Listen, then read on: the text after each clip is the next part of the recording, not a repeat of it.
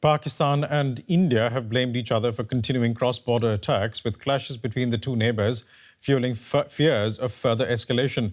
Officials in Pakistan-administered Kashmir reported an intense exchange of artillery and gunfire overnight across the line of control that divides the disputed territory. At least 4 civilians were reportedly killed on the Pakistani side and 1 in Indian-administered Kashmir. Delhi has also accused Pakistan of launching multiple drone attacks all across India's western border. Islamabad has denied carrying out any attacks on Indian soil. DW correspondent Shalu Yadav is in Chandigarh, the capital of the Indian states of Punjab and Haryana. Shalu, Chandigarh was one of the cities where blackout orders were imposed overnight. What is happening now? Well, as you know, Biresh, Chandigarh is just 250 kilometers from the national capital region of Delhi, so we're not too far. We just got here, and in the early hours of this morning, the authorities here warned the citizens that they've received an input from the Air Force that there's a possibility of a drone attack, and so the air raid warning systems were pressed into action. The citizens were told to go indoors and stay away from their balconies. The siren is off now, but then when we were coming into the city just an hour ago in the Ambala cantonment region, we heard those air raid sirens ourselves. So they're going on and off. In the markets, as you can see, there's not much movement here. Right now, there's a lot of palpable sort of tension and an uneasy calm on the streets as well, if I can say that. And Chandigarh is quite crucial, Biresh, because this is where Indian Army's Western Command is at. And we've heard the Pakistani Defense Minister saying that they want to go after Indian military establishment. But the Indian Army says that they are ready for anything that Pakistan brings at India.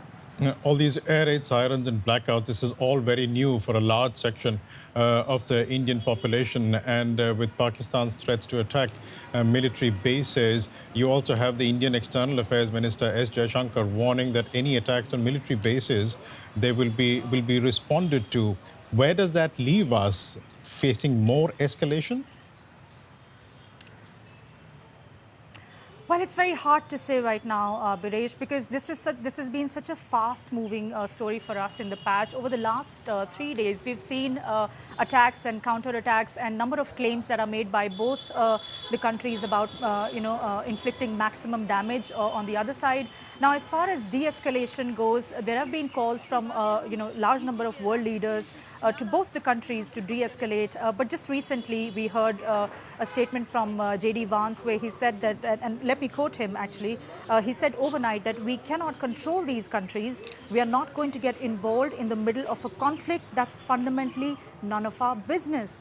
Now, in the past, the two countries have heavily relied on US for some sort of back channel negotiation. But given these kind of comments coming from the US, we don't know who that, where that channel of mediation is going to come from and when.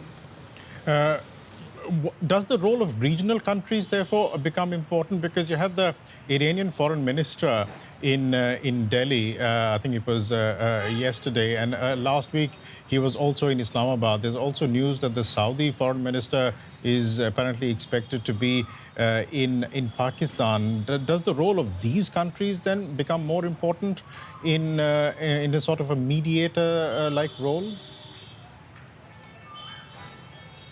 Well, one could say that because, so much has changed in the geopolitical scenario of the world in the last few years. And, the global south becoming more and more important for the patch, for India.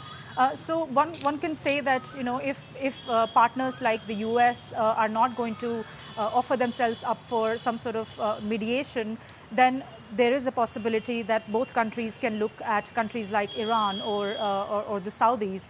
But that's something that we cannot say officially yet. But let's see what happens, in the next few hours and weeks when these leaders talk to the leaders of India and Pakistan. Constantly moving story. Shalu Yadav, thanks so much for reporting from Chandigarh for us.